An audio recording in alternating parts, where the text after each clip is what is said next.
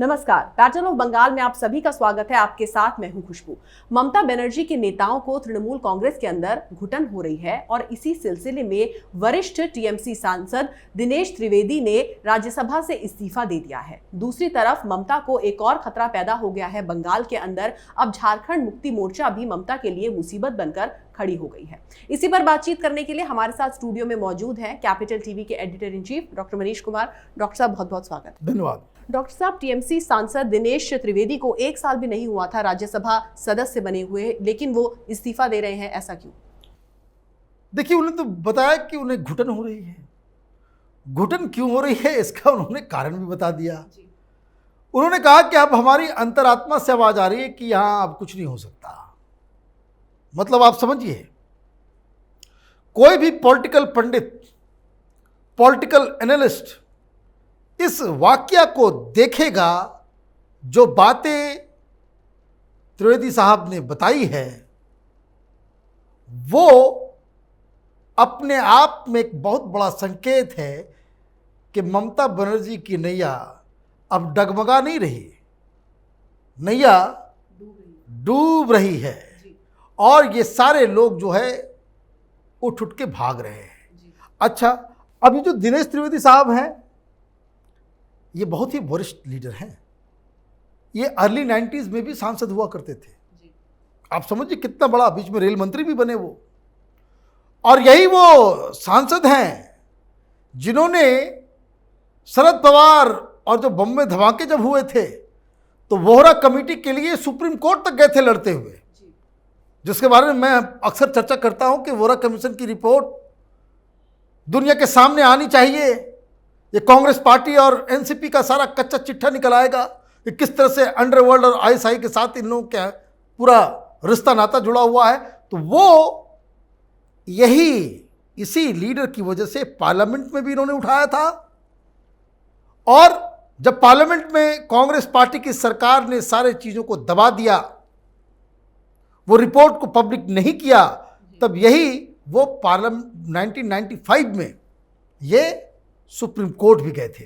तो ये इनकी सीनियरिटी है।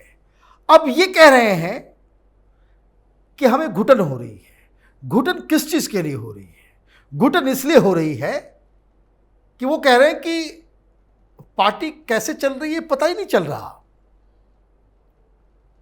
कोई प्रॉब्लम है तो मैं किससे बात करूं? किसी के पास वक्त ही नहीं है।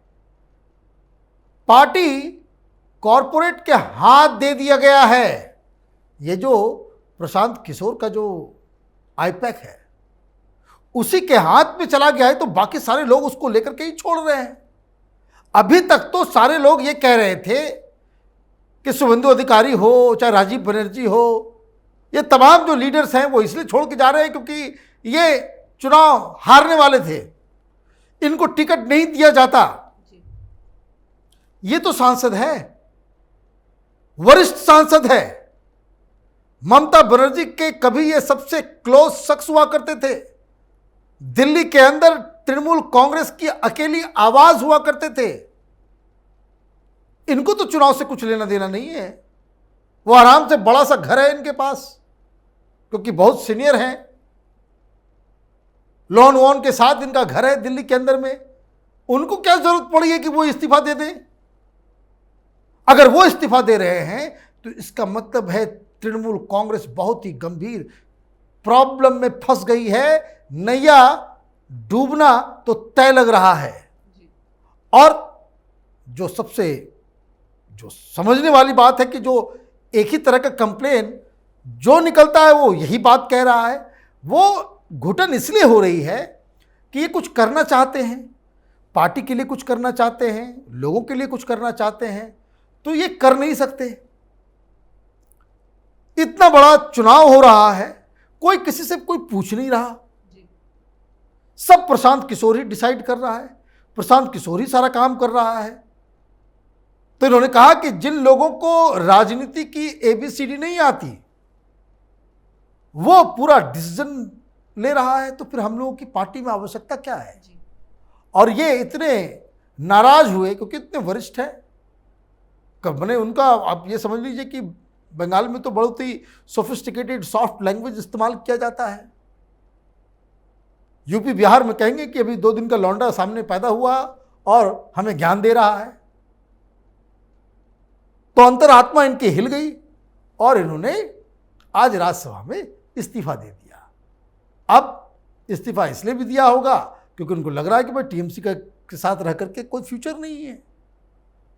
ममता बनर्जी चली जाएंगी, ममता बनर्जी के बाद अभिषेक बनर्जी आ जाएंगे, फिर वो उस तरीके से चलाएंगे।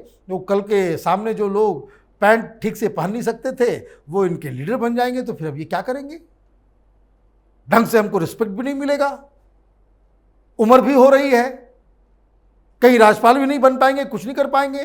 भाई कोई आदमी 20 साल 30 साल 40 साल राजनीतिक जीवन जीता है तो उसकी अपेक्षाएं होती है, कोई बड़ी बात नहीं है। अब ये ऐसे लोगों के साथ खड़ी हैं कि कुछ किसी का कुछ भला हो ही नहीं सकता, और इसलिए इन्होंने इस्तीफा दे दिया है। और बताया ये जा रहा है कि बहुत जल्द वो भी भारतीय जनता पार्टी में शामिल हो जाएंगे। ये बैरकपुर से पिछली बार चुनाव लड़े थे, हार गए थे। तो ये पूरी कहानी है। डॉक्टर साहब, जिस तरीके से इतने समय से अमित शाह और ममता बनर्जी के बीच घमासान मचा हुआ है और इसी बीच अमित शाह ने एक बड़ा ऐलान कर दिया है सीए को लेकर, ये पूरा मसला क्या है? अब अमित शाह बंगाल गए तो वो तो खाली हाथ लौटते नहीं हैं, और जब वो जाते हैं कुछ न कुछ बड़ा बवाल बन जाता है। अभी वो कल वापस लौटे और आज देखिए क्या आपने बताया खबर, राज्यसभा से इस्तीफा होने लग गया। और लेकिन इससे भी जो बड़ा मास्टर स्ट्रोक और जिसको लेकर के वहाँ काफ़ी गहमा गहमी थी, और ये कहा जा रहा है कि ये बीजेपी के लिए एक बहुत बड़ा जो रास्ता जो है अब खुल गया है, वो मुद्दा है सीएए का। हम लोगों ने कल प्रोग्राम जो बनाया था बैटल ऑफ बंगाल का, तो उसमें हमने बताया था किस तरह से नॉर्थ बंगाल को कैप्चर करने के लिए राजवंशियों के साथ इनकी पूरी वो बहुत बड़ा रैली हुआ। वैसी रैली साउथ बंगाल में हुआ जहां मथुआ कम्युनिटी के सामने ये हाजिर हुए। पिछली बार जब उनको बंगाल जाना था तो उस वक्त अचानक से इजरायली दूतावास के ऊपर हमला हो गया था, तो वो पोस्टपोन किया गया था। तो मथुआ कम्युनिटी वालों ने कहा था जिद पे कि भाई कि उनको आना पड़ेगा। तो उनके लीडर से अमित शाह ने फ़ोन करके ये बता दिया था कि स्टेज हटाना मत, मैं आऊँगा और वहीं से अनाउंस करूँगा। तो वो कल वहाँ पहुँचे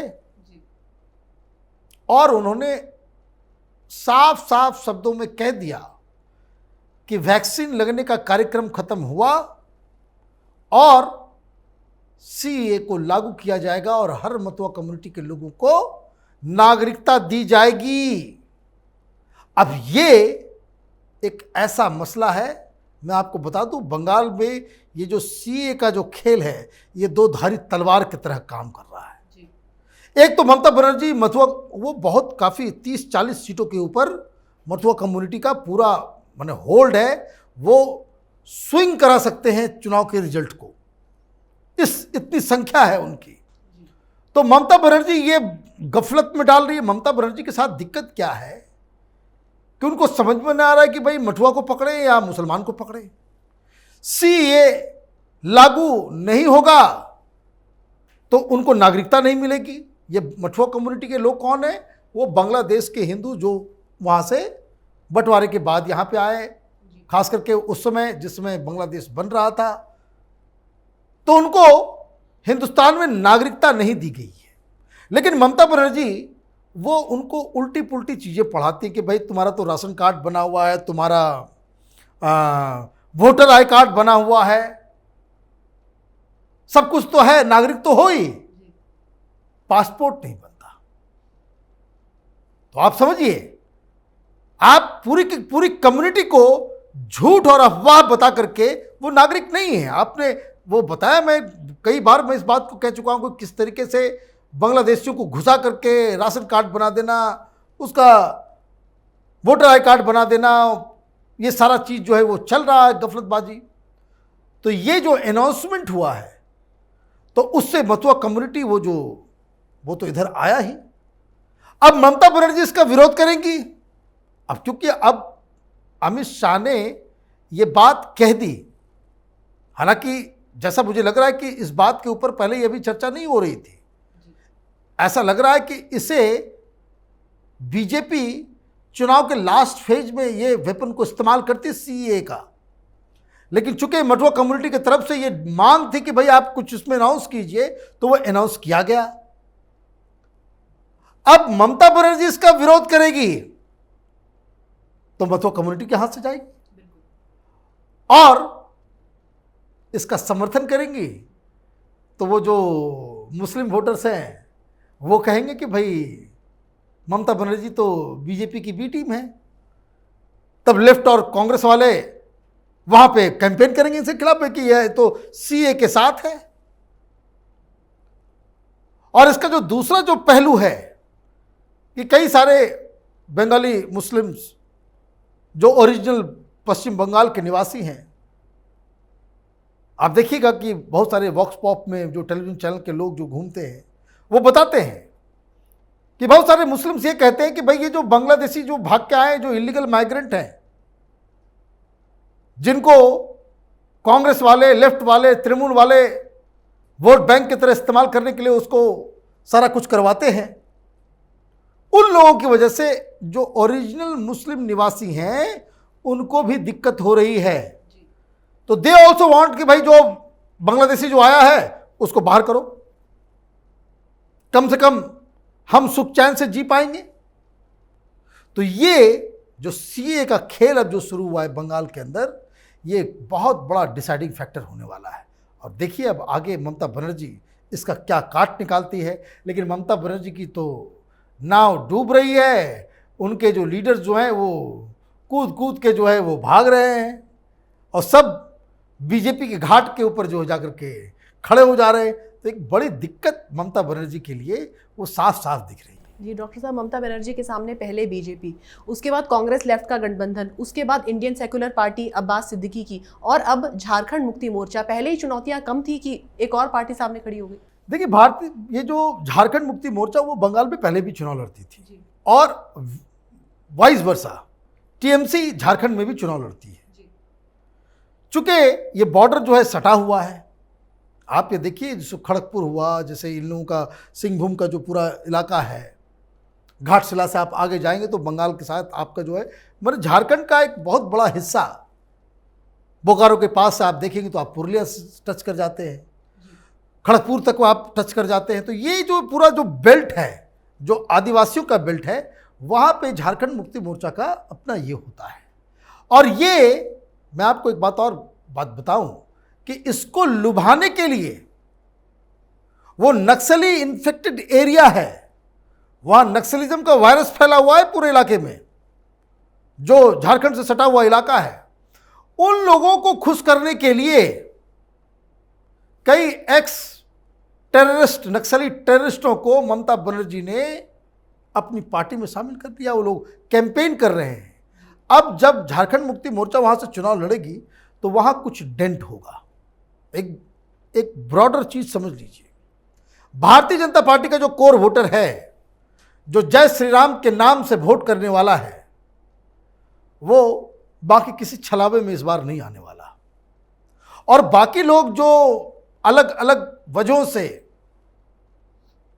कांग्रेस, लेफ्ट या टीएमसी को वोट करते हैं, उनकी सेंधमारी जो है इस बार वो साफ साफ दिख रही है। तो ये भी एक टीएमसी के लिए झटका साबित होगा। लेकिन पॉलिटिकल पार्टी तो पॉलिटिकल पार्टी है। टीएमसी झारखंड में आकर के लड़ती है तो झारखंड वाले वो बंगाल में जाकर के चुनाव क्यों नहीं लड़े? अब नुकसान होता है तो होने दीजिए। तो यही पूरी कहानी है इसकी। डॉक्टर साहब बहुत बहुत शुक्रिया तमाम जानकारी। धन्यवाद। तो ममता बनर्जी हिंदू, मुसलमानों, मथुआ समुदाय और आदिवासियों के बीच पिसती हुई नजर आ रही है। वो दिन दूर नहीं है जब विधानसभा चुनावों के बाद ये तमाम लोग ममता बनर्जी को बंगाल से बाहर कर देंगे। अगर आपको हमारा वीडियो पसंद आया तो इसे लाइक करें, शेयर करें और कैपिटल टीवी को सब्सक्राइब करें। नमस्कार। अगर आपको हमारा वीडियो पसंद आया हो तो इसे लाइक करें, हमारे चैनल को सब्सक्राइब करें और हाँ, बेल आइकन दबाना ना भूलें ताकि आप तक हमारे वीडियो की नोटिफिकेशन पहुंचती रहे। आप अपना सुझाव हमें कमेंट बॉक्स में दे सकते हैं हमारे साथ जुड़ने के लिए शुक्रिया।